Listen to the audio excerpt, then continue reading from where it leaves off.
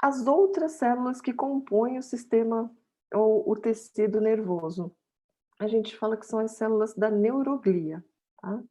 Então, elas são células que dão suporte ao funcionamento do sistema nervoso.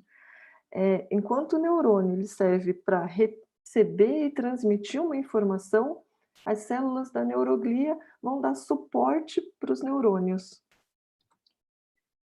Elas vão ser responsáveis por fazer a manutenção do ambiente bioquímico, ou seja, elas vão produzir substâncias, vão remover substâncias que ficam ao redor do neurônio, fazendo com que o ambiente bioquímico ali do neurônio seja perfeito, ou quase perfeito.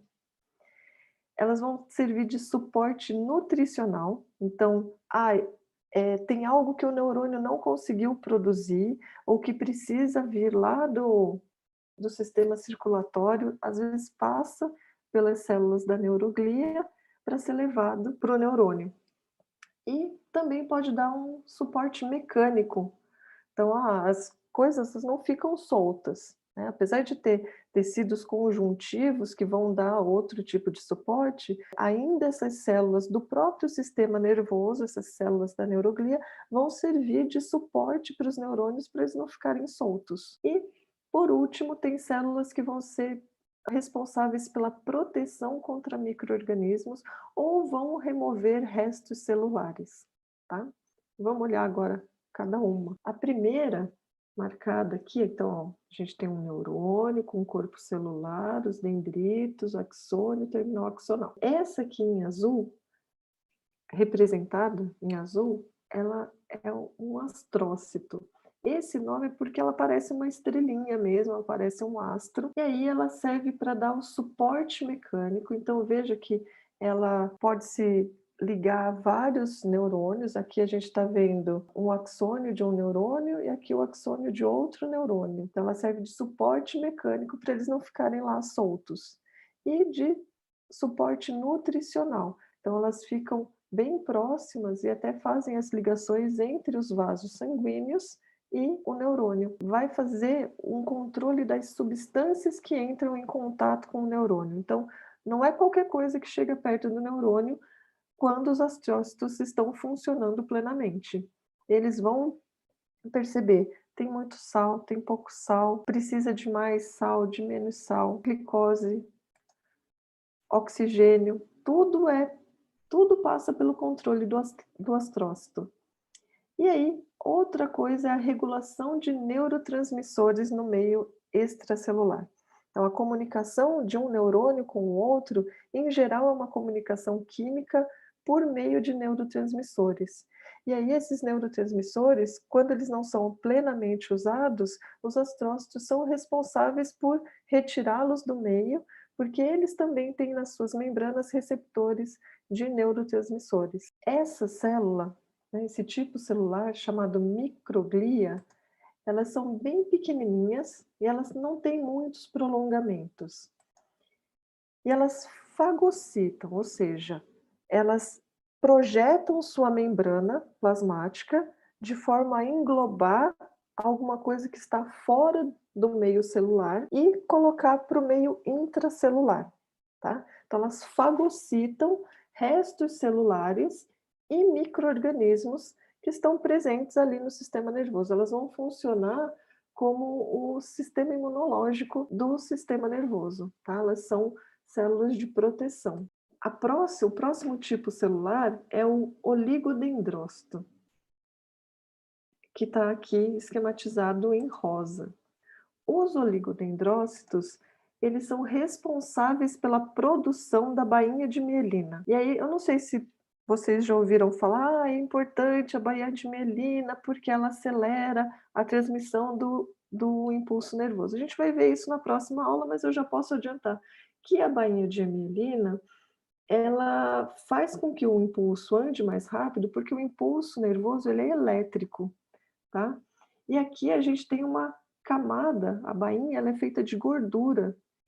E o impulso elétrico ele pode dar saltos, porque como aqui a gente tem um isolamento pela gordura, ele dá saltos entre esses pontos, né? onde há uma abertura na bainha de mielina. O oligodendrócito, então, ele é uma célula que projeta alguns prolongamentos que vão se enrolar no axônio do neurônio. A bainha de mielina, ela é feita pela membrana plasmática do oligodendrócito. Então, o que acontece? O oligodendrócito é uma célula normal, tem membrana plasmática. Eu não sei se vocês lembram, mas a membrana plasmática, ela é composta de uma bicamada lipídica, ou fosfolipídica, né? Porque tem fósforo também. Então, é uma bicamada fosfolipídica.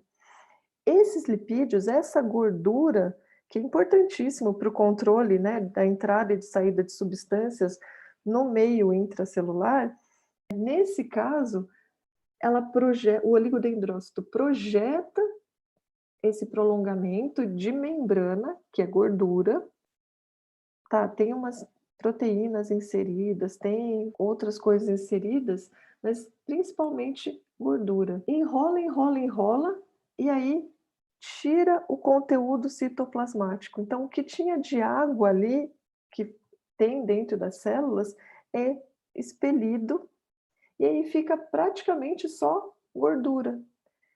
Então, a bainha de mielina é feita com a membrana plasmática do oligodendrócito. E aí ele manda vários prolongamentos para tentar cobrir todo o axônio.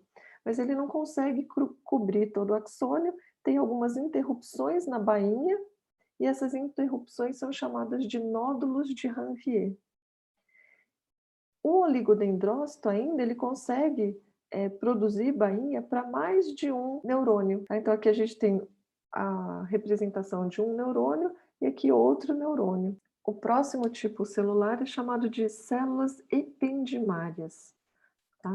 Então elas são células cúbicas ou colunares, então mostrando aqui ó, as células ependimárias, aqui também ó, um formato ora cúbico, ora colunar, e elas possuem também alguns prolongamentos, é que aqui não dá para ver necessariamente, que são microvilosidades para aumentar a superfície dela. Elas vão revestir as cavidades cerebrais. Então, lá no encéfalo tem algumas cavidades e aí elas ocorrem aqui, revestindo essas cavidades, não só no cérebro, mas também no canal ventral da medula. Bom, o próximo tipo celular, células satélite. Até agora, todos esses tipos celulares da neuroglia que eu estava falando, elas são células que ocorrem nos neurônios do sistema nervoso central.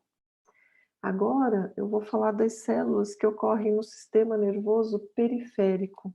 Além dos neurônios, a gente tem células satélites, representadas aqui, ó, que vão ficar envolvendo o corpo celular do neurônio. E elas vão permitir, além do isolamento elétrico, vão fazer a regulação da concentração iônica no espaço fora do neurônio, no espaço extracelular. Então, esses íons, né, que ficam no espaço extracelular, eles vão ser regulados por meio das células satélites. E além disso, elas vão fazer a reciclagem dos neurotransmissores. Ah, sobrou neurotransmissor que não foi usado, as células satélites vão lá, recuperam isso e metabolizam. Nesse caso, elas vão servir como os astrócitos do sistema nervoso central. Então, elas são bem similares quanto à função, mas diferentes quanto à forma, porque lá os astrócitos eles ficam de suporte para os neurônios, e aqui a célula satélite ela envolve o corpo celular do neurônio. Quem envolve agora o axônio são as células de Schwann. Então, elas envolvem os axônios dos neurônios com o próprio corpo. Isso aqui não é um prolongamento como o oligodendrócito faz lá no sistema nervoso central. Aqui, as células de Schwann usam seu próprio corpo, toda a célula, para envolver o axônio. E aí elas dão mais de 50 voltas. E aí formam o que a gente chama de fibra nervosa mielínica. E aí a ideia é a mesma. Aqui é principalmente membrana plasmática, que é gordurinha, e o citoplasma ele não é totalmente descartado, tá? Fica um pouquinho tanto que esses espaços eles não ficam completamente descobertos. Ainda tem umas projeções citoplasmáticas que cobrem parcialmente o axônio. Mas a ideia é a mesma, fazer com que haja saltos do impulso nervoso. Então, se as células satélites são similares aos astrócitos do sistema nervoso central, as células de Schwann desempenham um papel similar à do oligodendrócito. Aqui é só para mostrar mais uma vez como é a célula de Schwann, tá? Então é a célula toda, você consegue ver aqui o núcleo da célula, enquanto no oligodendrócito, como é uma projeção dele, da membrana dele, a gente não vê o núcleo celular. Tá? Então, voltando, quando a gente fala de sistema nervoso central, eu tenho, além dos neurônios, as células da microglia, para servirem de sistema imunológico, vão ser os macrófagos, vão fagocitar micro-organismos que, por acaso, chegarem até o sistema nervoso. A gente tem os astrócitos, que vão dar suporte para os neurônios e vão controlar o ambiente bioquímico externo.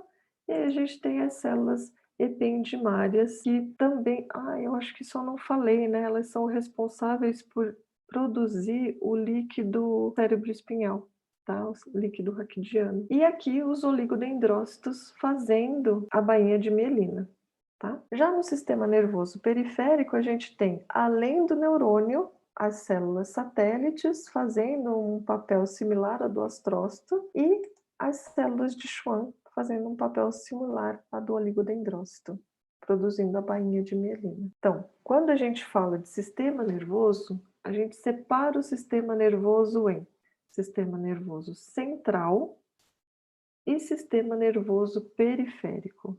Lembra que eu falei que as células do sistema nervoso elas se agrupavam em estruturas especializadas? No sistema nervoso central, essas estruturas são o encéfalo e a medula.